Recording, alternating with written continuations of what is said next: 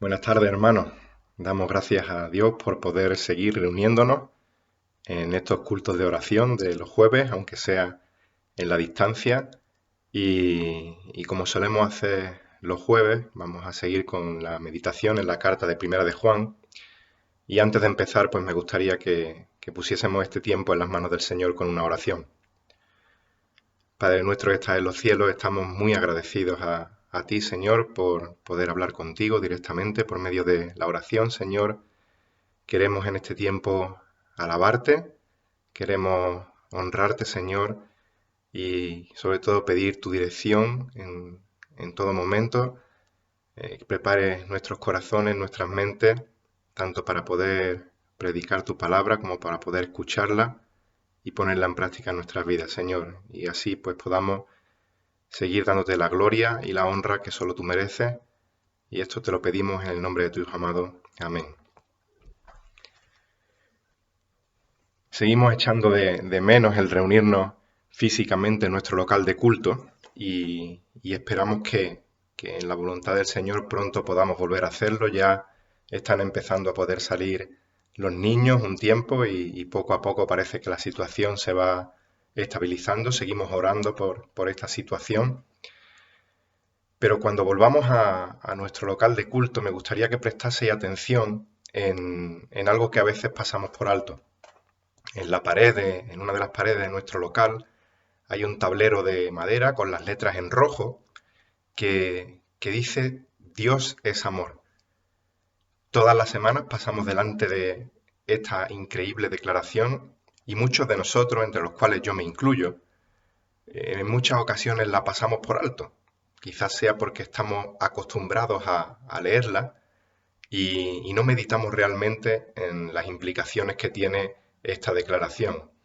Y mi oración es que después de leer el texto bíblico de hoy y que la palabra nos hable, cuando volvamos a leer esa maravillosa frase, Dios es amor, sea al entrar en nuestro local, sea en nuestras Biblias o sea escrita en cualquier otro sitio en la que podamos ver esta declaración, no sea una frase más, sino que podamos realmente pararnos y meditar en las implicaciones y en la grandeza que tiene esta declaración. Como sabéis, el amor es una doctrina fundamental del cristianismo. Nuestro Señor Jesucristo dijo en Juan 13:35, en esto conocerán todos que sois mis discípulos, si os tenéis amor los unos a los otros. La iglesia de Corinto se enorgullecía de tener grandes dones, de tener muchos dones, pero el apóstol Pablo les tiene que abrir los ojos y decirles, mirad, estos dones son completamente inútiles si no tenéis amor. Les dice, si yo hablara lenguas humanas y angélicas, pero no tengo amor, he llegado a ser como un metal que resuena o címbalo que retiñe. Y si tuviera el don de profecía y entendiera todos los misterios y todo el conocimiento, y si tuviera toda la fe como para trasladar montañas, pero no tengo amor, nada soy. Y si diera todos mis bienes para dar de comer a los pobres, y si entregara mi cuerpo para ser quemado, pero no tengo amor, de nada me aprovecha. Los dones sin amor eran totalmente inútiles. Y el apóstol Juan ya nos ha hablado en su primera carta de la importancia del amor sobre todas las cosas, el amor a Dios y del amor al prójimo. Y ahora nuevamente vuelve a hablarnos del amor para profundizar sobre las verdades que ya ha tratado y se va a centrar en una verdad fundamental. Dios es amor. Me gustaría que pudiésemos leer en la primera carta de Juan, en el capítulo 4, y vamos a leer los versículos a partir de el versículo 7 hasta el 10. Primera de Juan, capítulo 4, versículos 7 al 10. Leo la versión de las Américas por si notáis alguna diferencia. Dice el versículo 7, amados, amémonos unos a otros porque el amor es de Dios, y todo el que ama es nacido de Dios y conoce a Dios. El que no ama no conoce a Dios porque Dios es amor. Versículo 9, en esto se manifestó el amor de Dios en nosotros, en que Dios ha enviado a su Hijo unigénito al mundo para que vivamos por medio de él. En esto consiste el amor, no en que nosotros hayamos amado a Dios, sino en que Él nos amó a nosotros y envió a su Hijo como propiciación por nuestros pecados. Juan se vuelve a dirigir a sus lectores como amados. Y me gustaría que recordaseis que Juan, junto con su hermano Jacobo, eran llamados los hijos del trueno. Y en una ocasión, cuando no les reciben en una aldea de samaritanos, les dicen a Jesús: Señor, ¿quieres que mandemos fuego desde el cielo para que los consuma a estos samaritanos? Lo vemos en Lucas 9.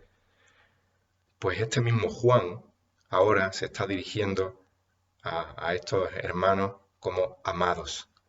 Y es que es increíble cómo Cristo transforma vidas, cómo Cristo transforma corazones, cómo el Evangelio cambia corazones. Juan les dice a estos hermanos: amados, amémonos unos a otros. Él mismo se incluye en el mandato. Pero ¿quiénes son los unos y quiénes son los otros? La respuesta la encontramos en el contexto inmediato, unos versículos antes, en el versículo 4, los unos y los otros no son todo el mundo, sino aquellos que son de Dios, se nos dice en el versículo 4. Y cuando Juan dice amémonos, no está refiriéndose a un amor filial, como pueden tener los padres por los hijos, un amor fraternal que pueden tener los hermanos. No es ni este amor fraternal, ni este amor filial, ni tampoco un amor romántico, como el que puede ser el amor de pareja, el amor que hay en el matrimonio, un amor más íntimo, más cercano, sino que se está refiriendo a un amor de servicio el uno al otro, a un amor que se le ofrece a alguien que necesita ser amado, no necesariamente porque haya algo atractivo en esa persona o algo digno de ser amado, sino porque sale de la voluntad de la persona que ama. El mundo nos anima a tener éxito, el mundo nos anima a no conformarnos con lo que tenemos, porque merecemos mucho más. El mundo nos anima a querernos a nosotros mismos, a tener una alta autoestima. Pero fijaos, el Señor Jesús dio por sentado de que los seres humanos tenemos ya una estima alta, nos tenemos en estima. Él dijo en Mateo 22:39, amarás a tu prójimo como a ti mismo. El Señor Jesús fija el estándar de cómo hay que amar al prójimo y el estándar lo pone en el amor que nos tenemos a nosotros mismos. El problema no es que no nos amemos, sino el problema es que el mundo se ama a sí mismo demasiado y en lugar de amar a Dios sobre todas las cosas y al prójimo como a uno mismo, se aman a sí mismos y se olvidan de Dios y del prójimo. Pero la palabra nos exhorta a todo lo contrario, a tener en alta estima al otro y a no amarnos a nosotros mismos, sino unos a los otros. Sigue diciendo el texto: porque el amor es de Dios. El amor con el que Juan nos manda a amarnos no es un amor que tenemos en nuestros genes, no es un amor que podemos fabricar algún órgano de nuestro cuerpo, no es un amor que sale de nuestro sentimiento, de nuestro corazón de forma natural, sino que dice que la fuente del amor, el origen de este amor, es Dios, porque el amor es de Dios. Los creyentes podemos amar a Dios, podemos amarnos unos a los otros porque el amor procede de Dios y Dios por medio de su Espíritu nos ha dado esta capacidad de poder amar. Y continúa diciendo, y todo el que es nacido de Dios, todo el que ama es nacido de Dios y conoce a Dios. Esta palabra nacido en el original se podría traducir por engendrado y es un verbo que está en pasivo. Tú no eliges nacer, sino que tú eres nacido. De la misma manera que tú no dices, pues voy a ser concebido por mis padres y luego voy a nacer, sino que tú eres concebido por tus padres, tú no eliges nacer, sino que tú eres nacido. De la misma manera, Dios cuando nos salva nos hace nacer de Él. Él es nuestro Padre y nosotros sus hijos que somos nacidos, engendrados de Él. Y al igual que nosotros transmitimos los padres a nuestro hijo una carga genética, pero no solo se queda ahí, sino que además establecemos con ellos una relación de cuidado, les educamos, les damos afecto, formamos su carácter, compartimos con ellos nuestras experiencias. Pues cuando somos nacidos de Dios, Él nos da una nueva naturaleza, nos da una carga genética espiritual, por decirlo de alguna manera, pero no nos deja solos a nuestra suerte. Tenemos el principio del amor en nuestros corazones, pero además, por medio de la palabra de Dios, Él se nos da a conocer. Y por medio de este conocimiento va a desarrollar una íntima comunión con nosotros, nos va a enseñar cómo es que tenemos que amar al mismo tiempo que somos modelados a la imagen de su Hijo. Solo los creyentes, solo los hijos de Dios, podemos amar como Dios ama, porque solo aquel que es engendrado, que es nacido de Dios, posee la nueva naturaleza divina y tiene la capacidad de amar como Dios ama. El versículo 8 dice que el que no ama no conoce a Dios porque el amor es de Dios. Juan va a reforzar lo que acaba de exponer en el versículo anterior, pero ahora lo va a decir en forma negativa. El que conoce a Dios ama, el que no conoce a Dios no ama, porque Dios es amor.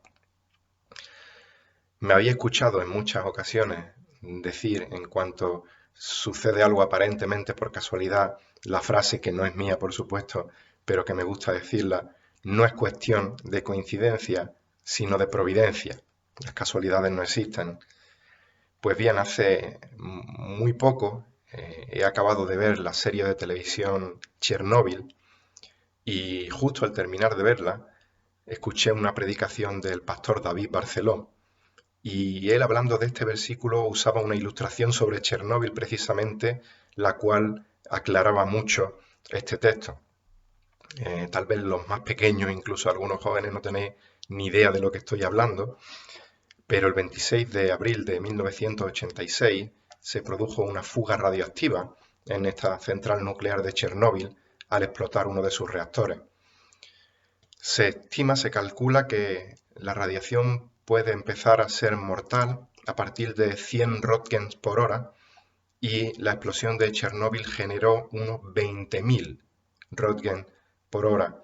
Y en el primer episodio de esta serie de televisión se ve como cuando sucede esto de la explosión, los operarios de la central y los bomberos que se acercan, los primeros a poder apagar este fuego, al poco tiempo empiezan a marearse, empiezan a vomitar, su piel se empieza a ponerse roja, comienzan a tener quemaduras y aunque ellos no eran conscientes todavía, era debido a que la radiación les estaba matando.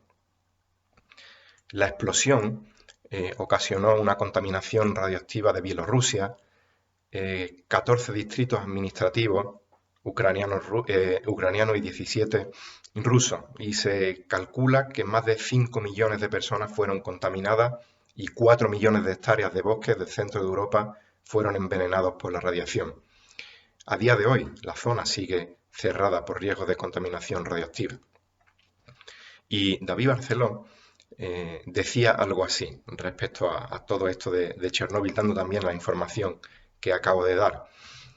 Imaginad que alguien viene ahora, hoy, y os dice: yo estuve dentro de la central nuclear el día de la fuga radioactiva. Lo veis, lo miráis de arriba a abajo, veis que está completamente sano y que además no tiene ninguna secuela de la radiación. ¿Qué le diríais vosotros a esta persona? Vamos a ver, tú me estás diciendo que has estado dentro de la central nuclear el día de la explosión que irradió a 5 millones de personas, matando a muchas, dejando unas secuelas catastróficas y que tú no tienes absolutamente nada. Tú me estás mintiendo. Cuando Dios nos salva, su amor explota, por decirlo de alguna manera, sobre nosotros, irradiándonos con ese amor de la cabeza a los pies. Así que si alguien te dice: yo conozco a Dios, pero no hay ninguna señal visible, ninguna secuela de ese amor de Dios en él, en su vida, tened por seguro de que nos está mintiendo. Dijo Martin Lloyd-Jones: necesitamos la naturaleza divina dentro de nosotros antes de que podamos amarnos de verdad unos a otros.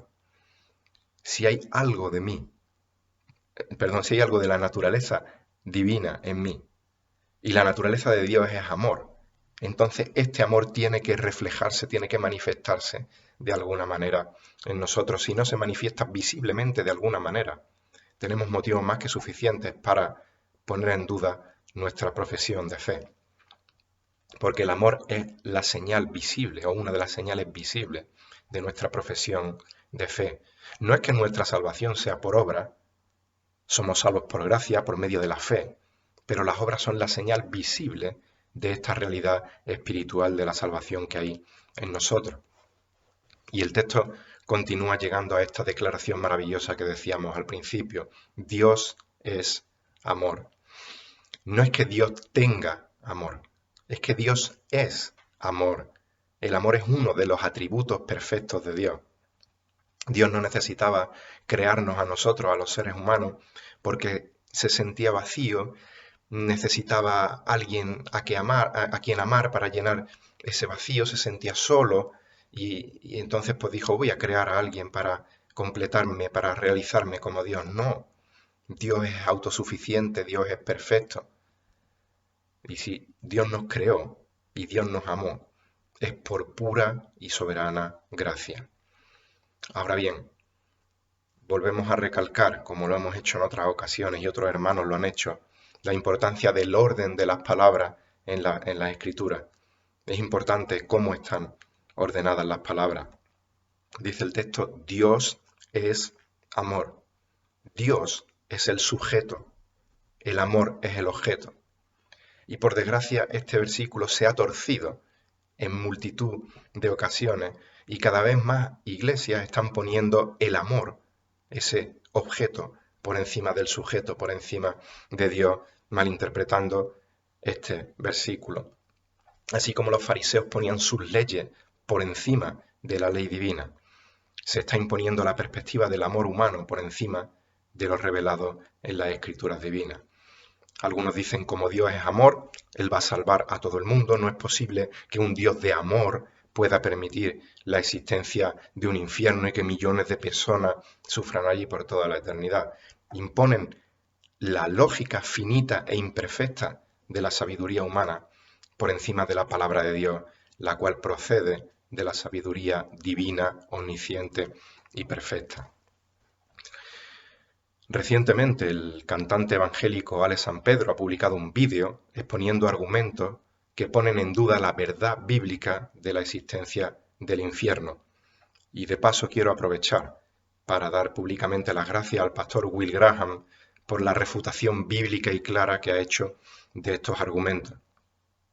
Ale San Pedro se cura en salud diciendo en su vídeo, yo no estoy diciendo que crea esto, simplemente estoy exponiendo unos datos. Pero incluso la exposición de estos datos utiliza mal la Biblia. Se equivoca en el uso de algunas palabras en el original, en los idiomas originales, así como en otras referencias erróneas, como por ejemplo la de los libros enviados a los gentiles. Y para entender todo lo que estoy diciendo habría que ver el vídeo, analizarlo al completo y no es el momento, no tenemos tiempo para hacer eso. Pero al final del vídeo hacen una peligrosa reflexión sobre repensar el infierno y otras reflexiones que dejan entrever la postura de este hombre. Pero lo importante es que esté él a favor o esté en contra de estos datos que dice que él expone, muchos otros sí exponen estos datos y los argumentan en las iglesias. Algunos de los datos expuestos son cómo podemos alegrarnos los creyentes en el cielo, sabiendo que nuestros seres queridos están en el infierno, o la existencia del infierno no hace justicia al carácter de Dios.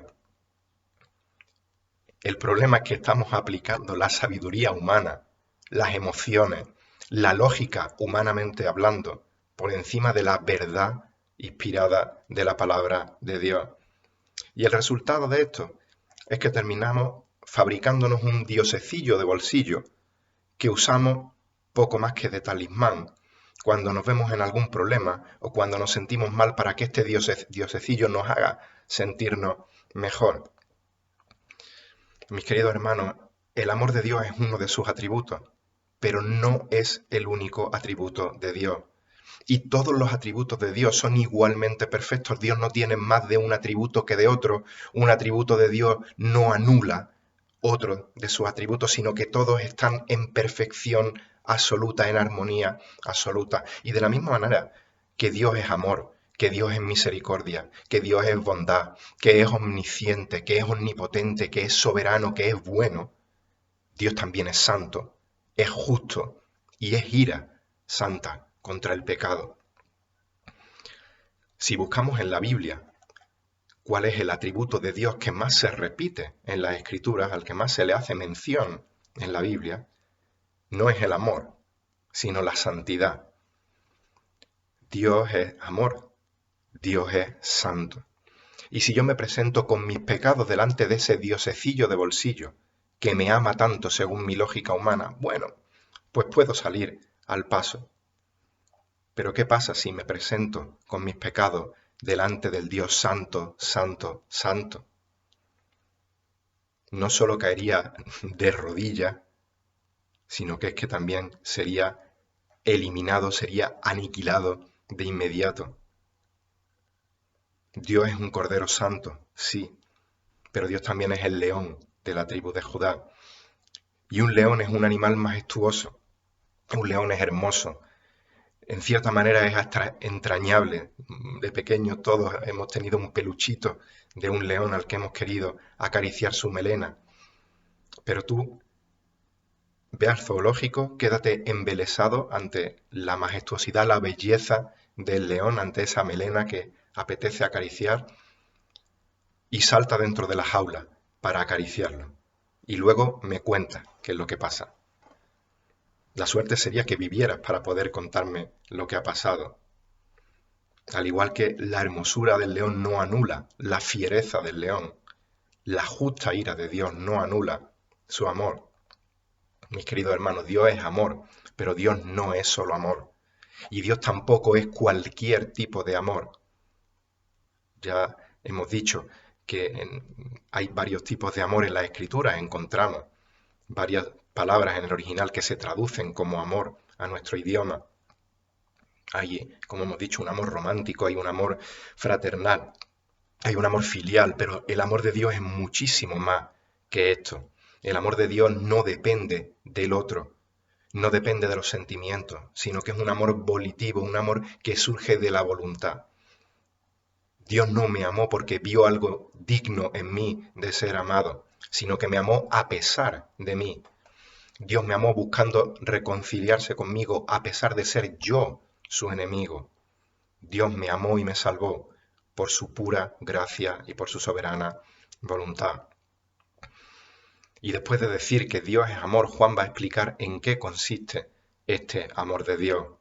Dice el versículo 9, en esto se manifestó el amor de Dios en nosotros, en que Dios ha enviado a su Hijo unigénito al mundo para que vivamos por medio de él. No hay mayor muestra de amor que el amor de Jesucristo, por medio de su encarnación. A pesar de nosotros, a pesar de nuestros pecados, Dios nos amó desde la eternidad pasada y preparó la venida de su Hijo para salvarnos.